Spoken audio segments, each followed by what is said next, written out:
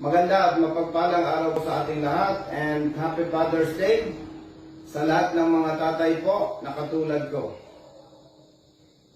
Marami po tayong mga kapatid na riders ang natatakot at nagtatanong kung totoo daw ba na huhulihin ang mga riders na magmamaneho ng motorsiklo na hindi nakapangalan sa kanila ang rehistro.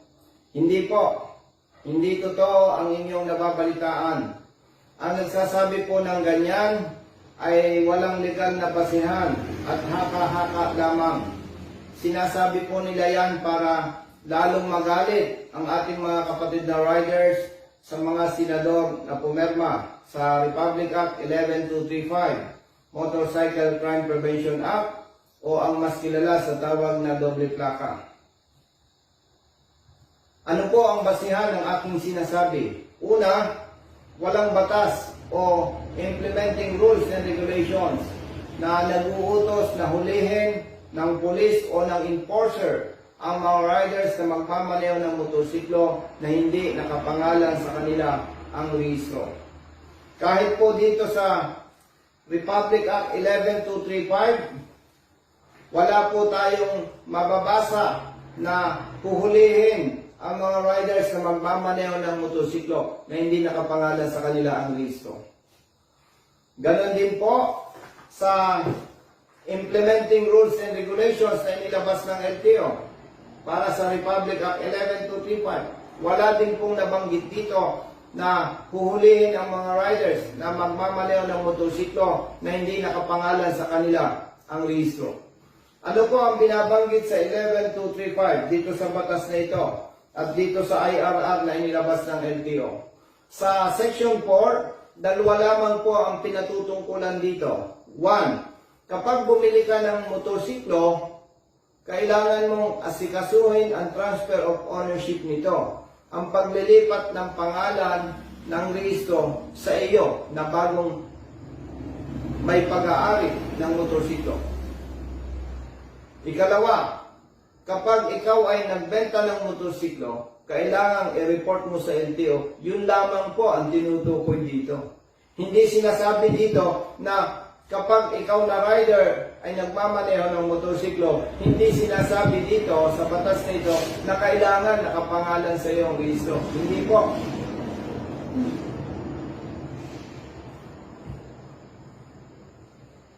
Ikalawa, walang batas na nagbabawal sa atin na imaneho ang motorsiklo ng iba. Wala pong pagbabawal.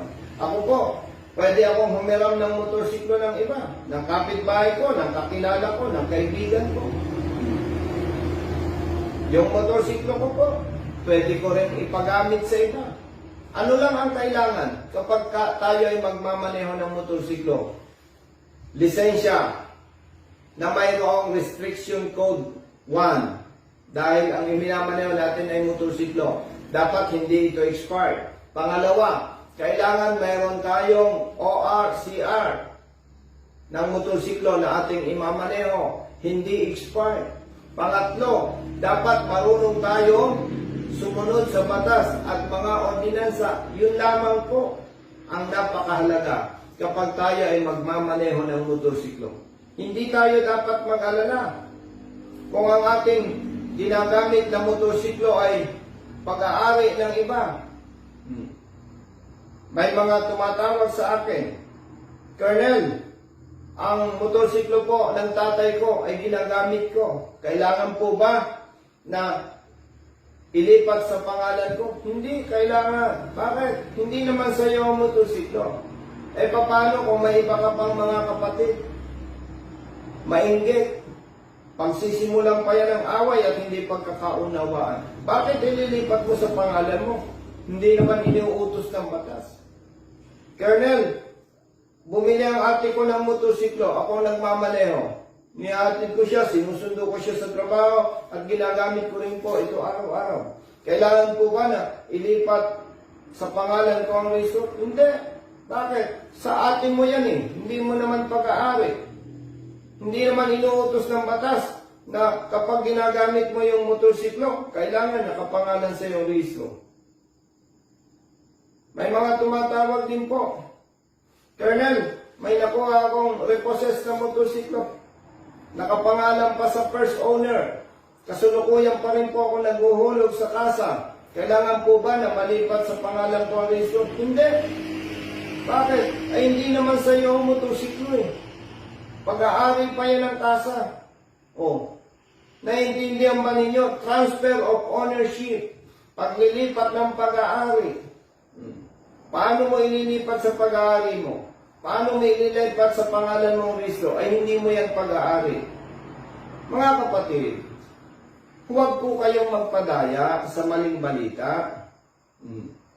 Ginagawa lamang po nila yan para lalong magalit ang mga riders sa mga senador na pumirma sa Republic Act 11235. Ano po yung sinasabi ko? Ang sinasabi ko po, base sa batas. Hindi base sa gusto ko na paniwalain kayo. Base po sa batas. Huwag po kayong magpadaya. Niloloko po kayo. Ginagalit lamang kayo para susuportahan ninyo sa kanilang pinaplano at kanilang ginugusto. Kung kayo naman po ay may pagdududa sa aking sinasabi, magbasa kayo.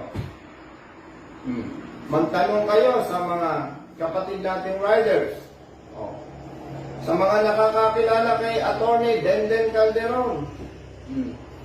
Napakabait na rider niya, hindi ang madamot. Magtanong kayo. Tawagan ninyo. Kausapin ninyo. So, mga kapatid na riders, huwag po kayong magpadaya sa maling balita. Ipagpatuloy ko po. Ikatlo, walang batas na nagsasabi na bawal tayong humiram o magpahiram ng motorsiklo. Wala po. Wala pong pagbabawal. Ikaapat, walang batas na nagsasabi na kailangan natin ang authorization mula sa rehistradong may-ari ng motorsiklo kung hindi atin ang motorsiklo. Wala pong sinabi na gano'n. Mayroon pong nag-message sa akin sa messenger. Police, patrolman, nagpakilala po siya. Sabi niya, Sir, with all due respect, parang hindi po ako sang-ayon sa ginagawa mo na nagpo-post ka sa Facebook na sinasabi mo na hindi dapat hinahanapan ng pulis ng authorization ang mga riders, itong mga hindi nakapangalan sa kanilang registro. Sir, para naman yatang pinapaboran mo ang kriminal. Sabi ko, bro, let me explain. Ganito yan eh. Bakit hindi ako sang-ayon na hinahanapan ninyo ng authorization letter ang rider kapag hindi nakapangalan sa kanila ang rehistro ng motorsiklo? Una, illegal. Hindi iniuutos ng batas. Pangalawa, hindi patas.